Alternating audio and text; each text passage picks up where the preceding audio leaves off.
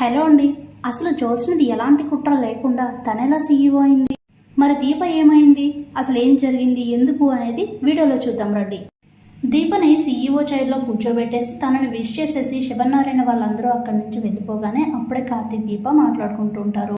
ఇదంతా నువ్విచ్చిన లైఫే బావా, అంతా నా విజయం అంతా నీకే అంకితం చేస్తున్నానని చెప్తుంది దీప. ఇంతకన్నా గొప్ప విజయాలు చాలా ఉన్నాయి.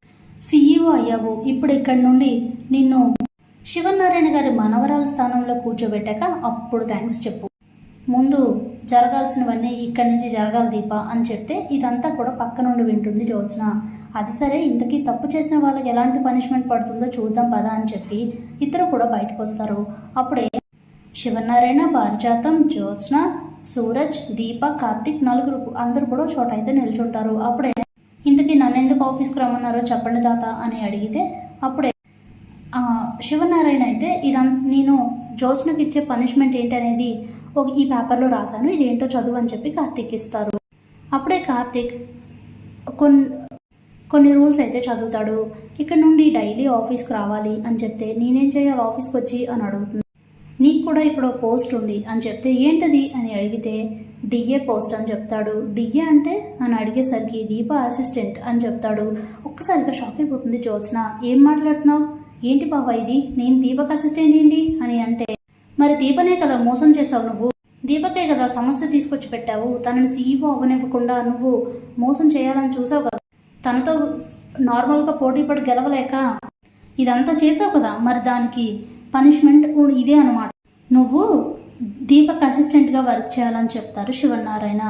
తాత అని అంటుంటే ఇంకేం మాట్లాడొద్దు, నేను చెప్పినట్లు కనుక చెయ్యకపోతే ఈ విషయం ఇంట్లో తెలుస్తుంది, ఆ తర్వాత నీ ఇష్టం అని చెప్తే సైలెంట్గా ఉండిపోతుంది జ్యోత్స్న.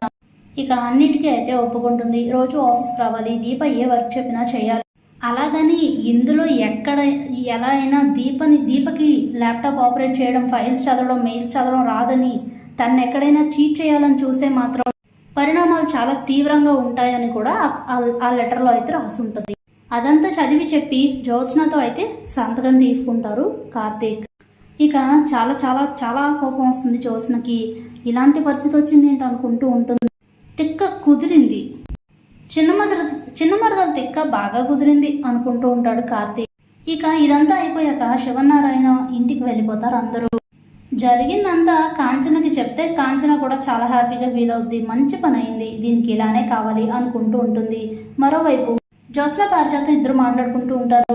ఏమైంది అనుకుంటున్నావు, ఆఫీస్ రూమ్లో బావా దీప ఏం మాట్లాడుకున్నారు తెలుసా, నెక్స్ట్ మన భరతం పట్టబోతున్నారట, నేనెవరనేది బయట పెట్టబోతున్నారట అని చెప్పి మొత్తం అంతా కూడా చెప్తుంది. ఒక్కసారిగా షాక్ అవుతుంది పారిజాతం. అయితే చాలా అలర్ట్గా ఉండాలి, ఏదో ఒక ప్లాన్ చేయాలి, ఆ దీపని సీఈఓ స్థానంలో లేకుండా చేయాలి. ఎలా అని అంటే ఇప్పుడు మన చేతుల్లో ఏం లేదు గ్రాని, ఏం తేడా చేసినా కూడా ఇంట్లో విషయం తెలిసిపోతే ఇంట్లో నుంచి గెంటేస్తారు, అందుకే కొన్నాళ్ళు మనం అసలు ఏం చేయకుండా సైలెంట్గా ఉండాలని చెప్తుంది జ్యోత్స్న. సరే అంటుంది పారిజాతం. ఇక అలా కొద్ది రోజులైతే గడుస్తుంది.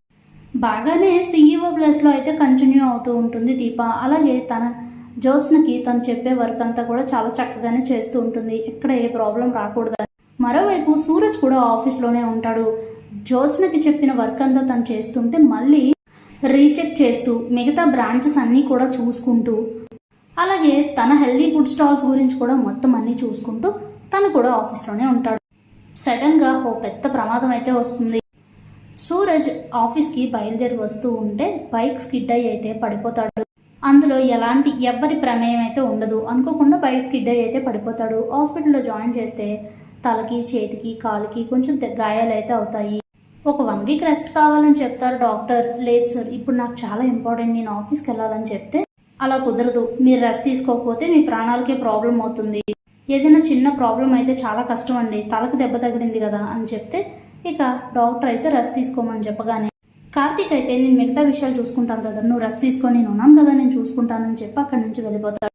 ఇంతలోనే ఆఫీస్కి వెళ్ళి చూసేసరికి దీప ఆఫీస్లో ఉండదు. ఎక్కడున్నావు, ఇవాళ అసలే చాలా ఇంపార్టెంట్ మీటింగ్ ఉంది క్లయింట్స్తో, బయట వాళ్ళందరూ వస్తున్నారు, టెండర్ ఫైల్ ఇవ్వాలి, వాళ్ళకి టెండర్ గురించి అంతా ఎక్స్ప్లెయిన్ చేయాలి, ఒక పక్క సూరజ్కి ఇలా జరిగింది, నువ్వు ఆఫీస్కి రాకుండా ఎక్కడికి వెళ్ళావు అని అంటే ముత్యాలమ్మగూడెం వెళ్తున్నానని చెప్తుంది. ఎందుకు, ఏమైంది అని అడిగితే అనసూయ అత్తకి పాము కాటు వేసిందంట, అది నాగుపాము కాటు, ఇప్పుడు తనను చూసుకోవడానికి ఎవరో ఒకరు అవసరం, ఇన్నాళ్ళు నన్ను ఎంతో బాగా చూసుకుంది, ఇప్పుడు మనందరినీ చూసుకుంటుంది. అలాంటి తన కోసం వెళ్ళి హెల్ప్ చేయకపోతే, తనని చూసుకోకపోతే మన బాధ్యత ఏమైనా అవుతుంది? ఈ ఒక్కసారికి మీటింగ్ని నువ్వు ఏదోలా మేనేజ్ చేయి, ఏదో ఒకటి చేయి బావా ప్లీజ్ అని చెప్పేసి ఫోన్ అయితే పెట్టేస్తుంది. అక్కడి నుంచి దీప బాగానే వెళ్ళిపోతుంది. యువతలు సూరజ్కి హెల్త్ బాగాలేదు, ఏం చేయాలో అర్థం కాక కార్తీక్ చాలా కంగారు పడుతూ ఉంటే ఇందులోనే శివనారాయణ అలాగే దశరథ్ ఇద్దరు కూడా కార్తీక్ దగ్గరికి వస్తారు.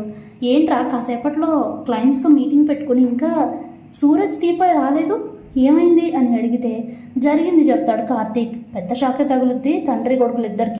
ఇప్పుడు ఎలా దశరథా అని అడిగితే కంగారు ఎందుకు నాన్న, జ్యోత్స్న ఉంది కదా తను హ్యాండిల్ చేస్తుందిలే అని చెప్తారు.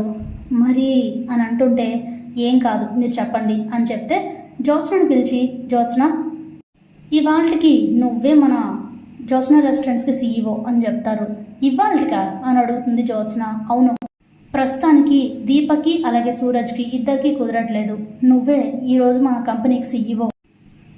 ఇప్పుడు క్లయింట్స్ వస్తారు, వాళ్ళకి చేయాల్సిన వర్క్ అంతా నీకు కూడా తెలుసు కదా, వాళ్ళకి పవర్ పాయింట్ ప్రజెంటేషన్ చూపించి మొత్తం అంతా ఎక్స్ప్లెయిన్ చేసి అన్నీ క్లియర్ చేసి టెండర్ ఫైల్ ఇవ్వాలి.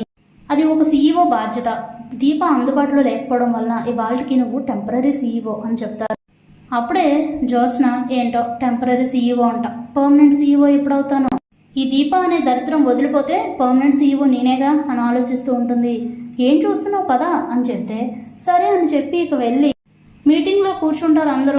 పెద్ద పెద్ద వేరే వేరే కంపెనీస్ నుంచి క్లయింట్స్ రావడంతో వాళ్ళకి వీళ్ళ యొక్క ప్రాజెక్ట్ గురించి ఎక్స్ప్లెయిన్ చేసి, అదే వాళ్ళ ఫుడ్ క్వాలిటీ ఎలా ఉంటుంది, వాళ్ళకి సంబంధించిన మొత్తం వాళ్ళ ఫుడ్ గురించి అంత రెస్టారెంట్స్ గురించి అంతా ఎక్స్ప్లెయిన్ చేసి వాళ్ళ ఫ్రాంచైజీ గురించి అయితే చెప్తారు. దీపా జ్యోత్స్న రెస్టారెంట్స్లో కొత్తగా ఇంకొన్ని ఫ్రాంచైజీస్ అయితే తీసుకోవడానికి ఆ క్లయింట్స్ అయితే వస్తారనమాట. ఇదంతా చూసిన తర్వాత వాళ్ళు ఫ్రాంచైజీస్ తీసుకోవడానికి ఓకే చేస్తారు. మొత్తానికి జ్యోత్స్న అయితే వన్ డే టెంపరీ సీఈఓ అయితే అవుతుంది. Thanks for watching.